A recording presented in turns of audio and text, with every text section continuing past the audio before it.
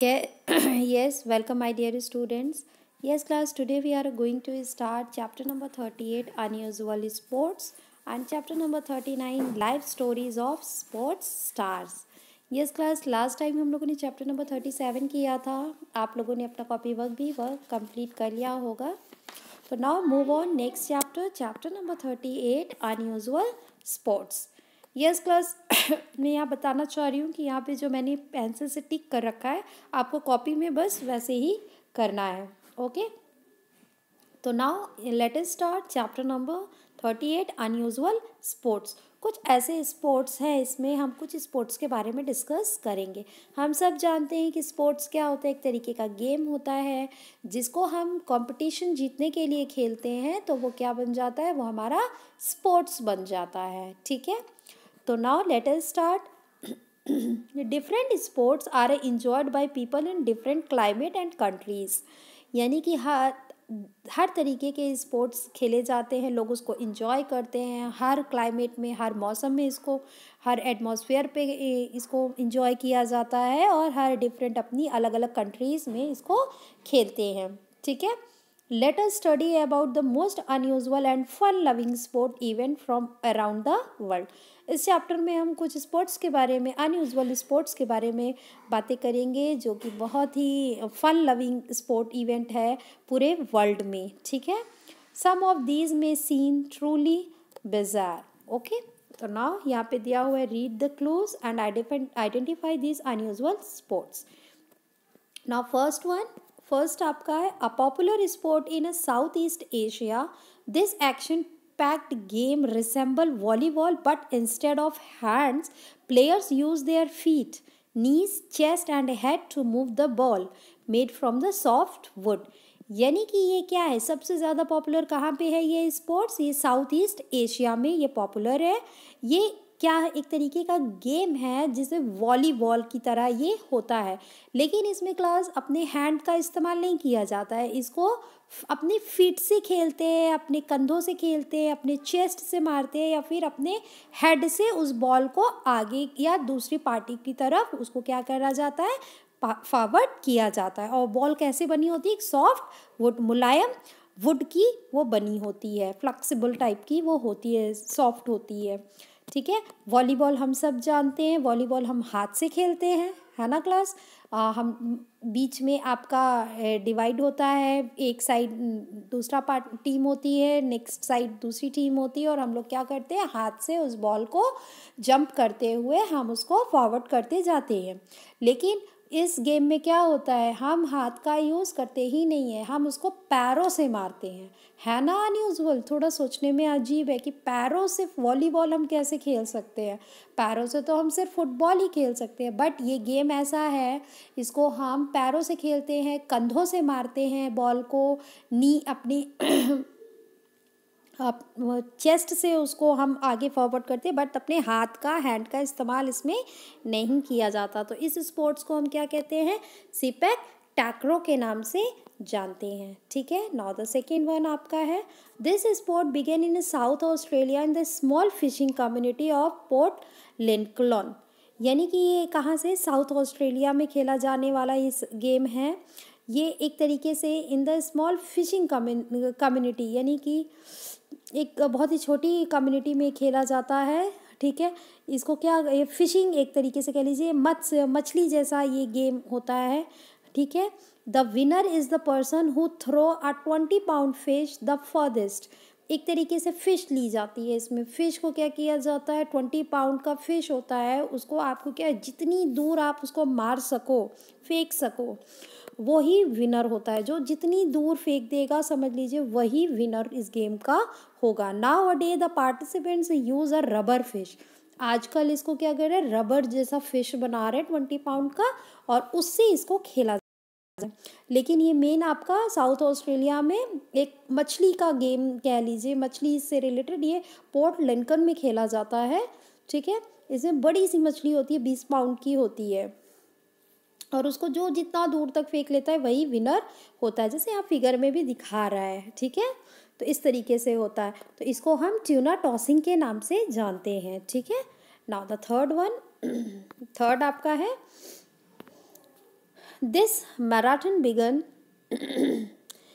as a way to settle a pub argument in 1979 when Wells Leclerc, Gordon Green, and Glenn Glons wondered who would win a marathon, a horse or a man. Ever since then, an annual 22 miles marathon is held in a Welsh town, Wales, with both men and a horse running. ये एक तरीके का कैसा होता है, एक marathon game होता है. इसमें क्या करते हैं, ये 1979 से खेला जा रहा है.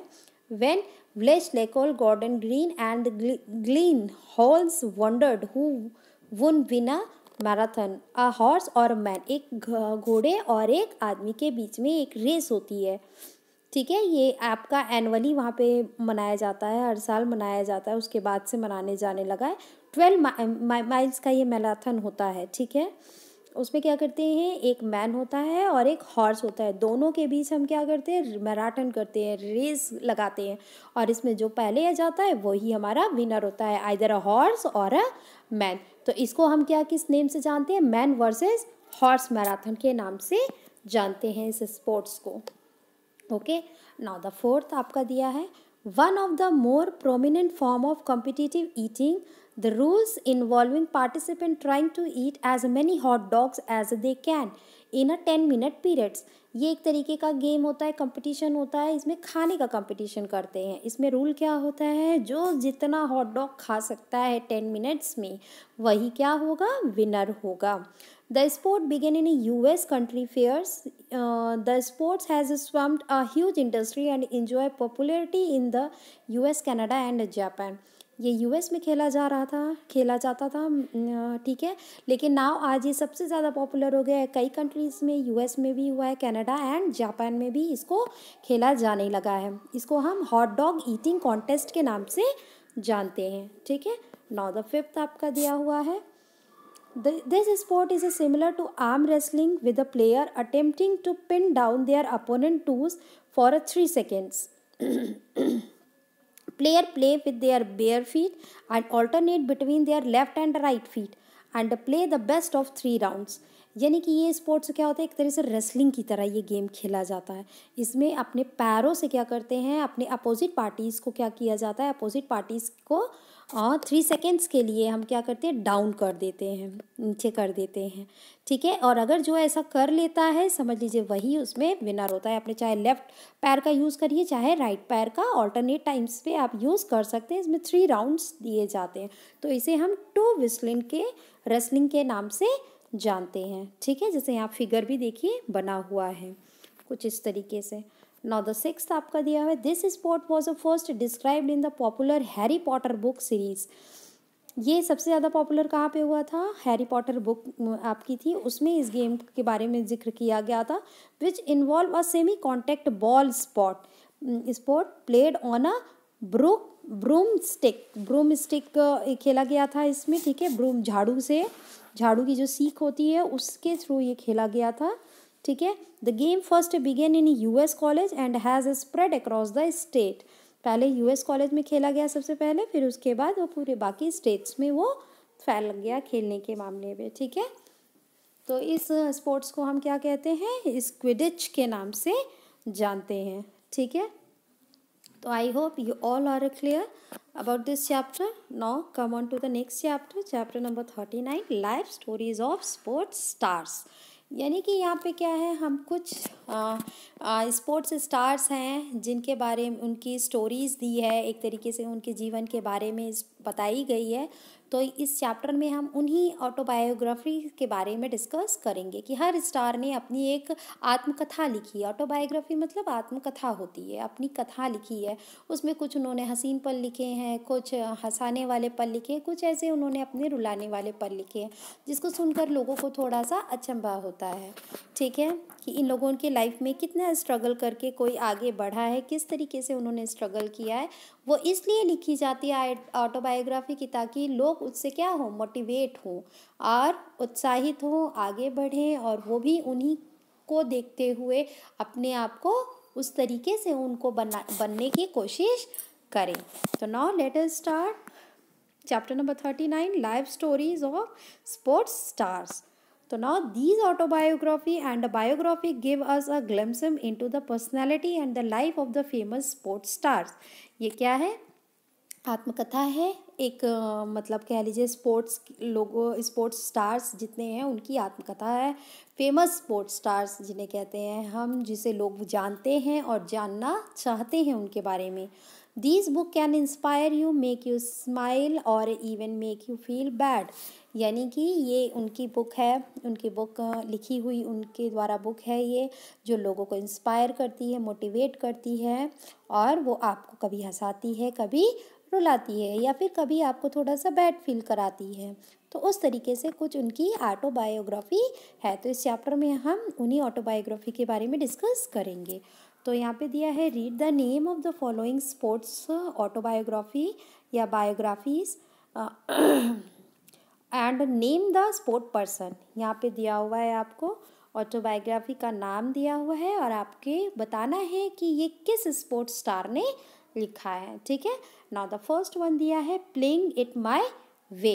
तो playing it my way is the autobiography of Sachin Tendulkar. यानी कि सचिन तेंदुलकर ने अपनी पूरी आत्मकथा इस बुक में लिखी है, जिसका नाम क्या है? Playing it my way. Okay. Now the second आपका दिया हुआ है straight from the heart. Straight from the heart is the biography of Kapil Dev. तो कपिल देव ने अपनी ऑटोबायोग्राफी लिखी है, जिसका नाम क्या है? Straight from the heart. फिर नेक्स्ट थर्ड दिया है the race of my life. Race of my life is written by Milkha Singh. Milkha Singh हम सब जानते हैं। मिल्खा सिंह कौन थे? वो एक धावक थे, रेस करते थे। ओके। और सचिन तेंदुलकर और कपिल देव को तो सभी जानते हैं, वो क्रिकेटर थे। ठीक है। नाउ द फोर्थ आपका दिया हुआ है प्लेइंग टू विन। तो playing to win is written by Sania Nehwal. तो सानिया नेहवाल हम सब जानते हैं, बैडमिंटन प्लेयर है। ओके। नाउ द फिफ्थ आपका क्या है? The nice guy who finished first. The nice guy who finished first is written by Rahul Dravid. तो राहुल द्रविड़ भी क्रिकेटर है। ठीक है। Now sixth one is unbreakable. Unbreakable is autobiography of Mary Kom. तो Mary Kom is related to the boxing. Okay. Now fact file क्या कह रहा है? The greatest my own story is the autobiography of a famous boxer Muhammad Ali. यानी कि जो मोहम्मद अली हैं उनकी ऑटोबायोग्राफी उनका क्या नाम है? The greatest my own story. ठीक है। तो वो कौन थे? वो एक फेमस बॉक्सर थे। ठीक है। It describe his life, his struggle, his political view and his various other facts. यानी कि उसमें उन्होंने अपने स्ट्रगल्स के बारे में लिखा है, पूरी लाइफ में किस तरीके से उन्होंने स्ट्रगल करते हुए आगे बढ़े हैं, अपनी राजनीतिक दृष्टिकोण को उसमें दर्शाया है। बहुत से उन्होंने अपने फैक्ट्स के बारे में उसमें लिखा है। Okay. Now think and answer.